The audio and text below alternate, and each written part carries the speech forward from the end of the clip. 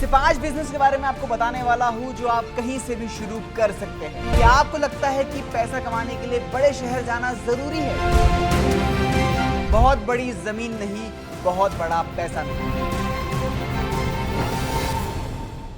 नमस्कार, मैं हूं शुभम और बॉस वाला डेली हिंदी में आप सबका स्वागत है। और आज का टॉपिक बहुत ही इंटरेस्टिंग है क्योंकि ये है बिजनेस से रिलेटेड। और आज मैं इस वीडियो में आपको 5 ऐसे प्रैक्टिकल बिजनेस आइडियाज देने वाला हूं जो आप अपने छोटे टाउन से, छोटे शहर से, गांव से भी शुरू कर सकते हैं। लेकिन अगर उसके पहले आपने बॉस वाला डेली हिंदी को सब्सक्राइब नहीं किया तो प्लीज लाल बटन को दबाइए, सब्सक्राइब कीजिए, बेल आइकन को प्रेस कीजिए ताकि शुभम के वीडियोस को आप मिस ना कर पाए, है ना? कर लिया? Very good. चलो अब शुरू करते हैं शुभम के साथ। सबसे पहले बात करते हैं एक ऐसे बिजनेस की जिसकी जरूरत आज लगभग हर जगह बढ़ रही है। ये है मोबाइल रिपेयरिंग और डिजिटल सर्विस सेंटर। देखिए, आज गांव में भी लगभग हर परिवार में 1-2 स्मार्टफोन तो है ही है। लोग मोबाइल से वीडियोस देखते हैं, आप हमारे बॉस वाला की वीडियोस देखते हो, सरकारी योजनाओं से रिलेटेड कुछ देखते रहते हो, ऑनलाइन फॉर्म भरने काम आता है, डिजिटल पेमेंट करने एक बहुत काम आता है आपका ये फोन। लेकिन समस्या तब आती है जब मोबाइल खराब हो जाता है। कई सारे ऐसे छोटे गांव हैं जहां पे मोबाइल अगर रिपेयर भी कराना हो तो लोग 10 किलोमीटर, 20 किलोमीटर, 30 किलोमीटर तक लोग दूसरे शहर जाते हैं। प्रोडक्ट्स नहीं होते हैं या फिर स्किल नहीं होती है, उसे सुधारना नहीं आता है। अब ऐसे व्यक्ति को रिपेयरिंग स्किल अगर वो सीख ले, अपने गांव में छोटा सा सेटअप अगर सर्विस सेंटर शुरू कर दे छोटा सा, तो वो बहुत ही बढ़िया सेवा दे पाएगा लोगों को। और जैसे कि स्क्रीन बदलना हो गया, बैटरी बदलना हो गया, चार्जिंग पॉइंट रिपेयर करना, मैनी थिंग्स आजकल फ़ोन में बहुत सारी चीज़ें होती है।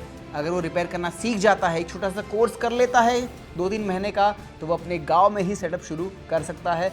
वो उससे कमाई उसकी शुरू हो सकती है। अब इसके साथ वो डिजिटल सेवाएं भी दे सकता है, जैसे कि बहुत सारी होती है कि ऑनलाइन सरकारी फॉर्म भर के देना, पैन कार्ड या आधार कार्ड अपडेट करके देना, नया बना के देना। ट्रेन और बस की टिकट जो है वो काफ़ी लोग निकाल नहीं पाते, तो आप वो काम कर सकते हैं। मोबाइल रिचार्ज या बिजली बिल की पेमेंट, मिनी ट्रांसफर, ऐसी बहुत सी सेवाएं हैं जो गांव के लोग खुद नहीं कर पाते, जिनमें आप उनकी हेल्प करेंगे तो आप उसके थोड़ा सा आप पैसा चार्ज करेंगे, तो गांव से ही, छोटे शहर से ही आपकी कमाई जो है वो शुरू हो सकती है। तो ये एक स्थिर बिजनेस बन सकता है। बस बात है भरोसे की। अगर आपकी सर्विस अच्छी रही तो गांव के और आसपास के, वहाँ के जहाँ भी आप रहते हैं, वहाँ के लोग बार बार आप ही से काम कराएंगे। बात है सर्विस की, बात है टैलेंट की। सीखना है फिर सर्विस देना है, लोग आपसे काम कराएंगे और आपसे आपकी जो अर्निंग है वो इस काम से शुरू हो सकती है। अब चलते हैं हमारे दूसरे बिजनेस आइडिया की तरफ जो खेती से जुड़ा है, लेकिन बहुत ज़्यादा ज़मीन की ज़रूरत इसे नहीं होती है। ये है मशरूम फार्मिंग। मशरूम की मांग पिछले कुछ सालों में काफ़ी ज़्यादा बढ़ चुकी है। पहले सिर्फ बड़े शहरों में लोग मशरूम खाया करते थे, लेकिन ऐसा नहीं है। अब छोटे शहरों में, टाउन में, गांव कस्बों में भी लोग मशरूम का लुत्फ़ उठाते हैं। मशरूम की सब्ज़ी जो है वो बहुत ज़्यादा लोगों को पसंद आ रही है। होटल्स में, ढाबे में, रेस्टोरेंट में बड़े चाव से मशरूम सर्व किया जाता है, लोग खा भी रहे हैं। अब इसका इस्तेमाल बढ़ रहा है, तो अगर आप इसे बेचेंगे, इसे उगाएंगे, तो भी आपकी डिमांड जो है वो बढ़ सकती है मार्केट में। मशरूम फार्मिंग की खास बात यह है कि इसे छोटे कमरे या छोटे शेड में भी शुरू किया जा सकता है। कई लोग 10 बाय 10 या 12 बाय 15 के कमरे में भी इसकी शुरुआत करते हैं। अब इसमें आमतौर पर भूसा या कृषि अवशेष का इस्तेमाल किया जाता है, जिसमें मशरूम स्पॉन डालकर नियंत्रण तापमान, बोलते ना, टेम्परेचर ज़रूरी मेंटेन करना पड़ता है, नमी, मॉइस्चर जो है उसे रखना पड़ता है, और कुछ हफ्तों के अंदर ही मशरूम उगने लग जाते हैं। अब इस बिजनेस में एक बहुत ही महत्वपूर्ण चीज़ है सही जानकारी और सफाई, क्योंकि मशरूम बहुत संवेदनशील होता है, इसलिए साफ वातावरण और सही तापमान बनाए रखना बहुत ज़रूरी है। अगर शुरुआत में ही आसपास में, अगर आपने होटल्स में, ढाबेस में अगर आपने कह दिया कि मैं एक फार्मिंग कर रहा हूँ, आपको अगर ऑर्डर देना है तो मुझे दीजिएगा, तो संपर्क आपके स्टार्टिंग में बन जाएंगे, ताकि ये चीज़ जो है जल्दी खराब हो जाती है, आपको स्टोर ना करना पड़े। तुरंत उगाया, तुरंत उसकी कटिंग की, पैक किया और आपने होटल्स, रेस्टोरेंट, ढाबे में उसको आपने सेल कर दिया। प्रोडक्ट अच्छा रहा, क्वालिटी अच्छा रहा, तो आपको रेगुलर, आपको रिपीटेशन पे ऑर्डर आ सकते हैं। आप उनके प्रॉपर आपके क्लाइंट आपके बन जाएंगे और आप अपने ही छोटे गांव से, छोटे शहर से आप कमाई कर सकते हैं। और अगर ये प्रोजेक्ट अगर चलता है, वो काम चलता है, तो ये बड़े बिजनेस में भी कन्वर्ट हो सकता है। अब चलिए बात करते हैं तीसरे बिजनेस की। तो आजकल भारत में लोग हेल्थ को लेके बहुत ज़्यादा सीरियस हो चुके हैं, और हेल्थ मतलब मिलेट्स। हाँ जी, लोग मिलेट्स को लेके इतना सीरियस है कि अब अगर दोस्तों मैं अपनी बात करूं तो मैंने कुछ महीनों के लिए गेहूं छोड़ा है, और मैं डेली मैं रागी की रोटी खाता हूं, मैं ज्वारी की रोटी खाता हूं, मक्का खा लेता हूं एंड ऑल, बिकॉज सिंपल भाषा में कहूँ तो ये हमारे देश का अनाज है। पहले लोग यही खाया करते थे, ज्वार बाजरा खाते थे, बहुत ही फिट एंड फाइन रहते थे।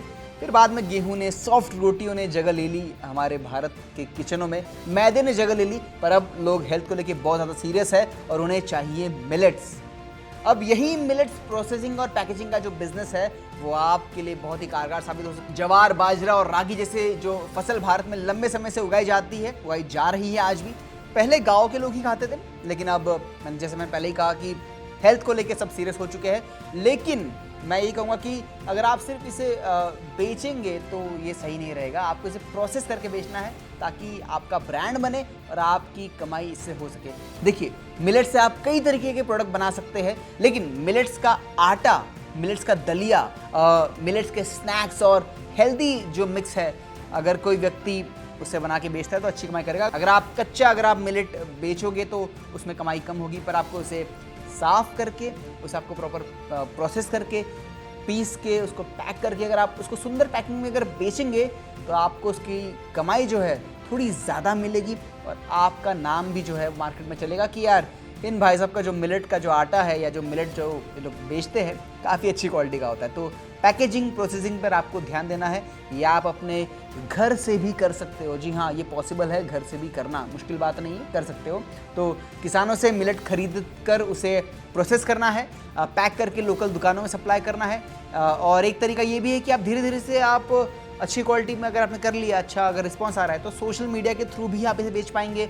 और जो भी डिफरेंट प्लेटफॉर्म्स है ई कॉमर्स, जैसे कि अमेज़ॉन, फ्लिपकार्ट, स्विगी, इंस्टामार्ट जैसी अगर सर्विस अगर आपके एरिया में अवेलेबल है तो आप वहाँ भी इसे बेच सकते हो। लोग खरीदेंगे, आपकी कमाई अच्छी इससे हो सकती है। तो ये बिजनेस जो है मिलेट्स वाला, इस पर आपको ज़रूर ध्यान देना चाहिए। अब अगर चौथे बिजनेस की बात करूँ तो ये खेती और पर्यावरण दोनों से जुड़ा है। हाँ जी, ये है वर्मी कंपोस्ट यानी ऑर्गेनिक खाद बनाने का बिजनेस। देखिए, आज कई किसान अपनी ज़मीन की जो उपजाऊ जो पना कहते हैं उसे बढ़िया बनाने के लिए वो आजकल ये वर्मी कंपोस्ट का इस्तेमाल कर रहे हैं। और वर्मी कंपोस्ट केंचुओं की मदद से बनाई जाने वाली प्राकृतिक खाद है जो मिट्टी की गुणवत्ता सुधारने में मदद करती है। इसे बनाने के लिए आपको गोबर, सूखे पत्ते, सब्जियों का कचरा और अन्य जैविक सामग्री का इस्तेमाल जो है वो किया जाता है। इन सबको एक गड्ढे में, एक टैंक में डालकर उसमें केंचुए डाले जाते हैं। कुछ समय के बाद यह सामग्री अच्छी क्वालिटी की खाद में बदल जाती है। अब देखिए, अगर आसपास किसान है, नर्सरी है या फिर बागवानी करने वाले लोग हैं, गार्डनिंग, वहाँ इसकी मांग हो सकती है।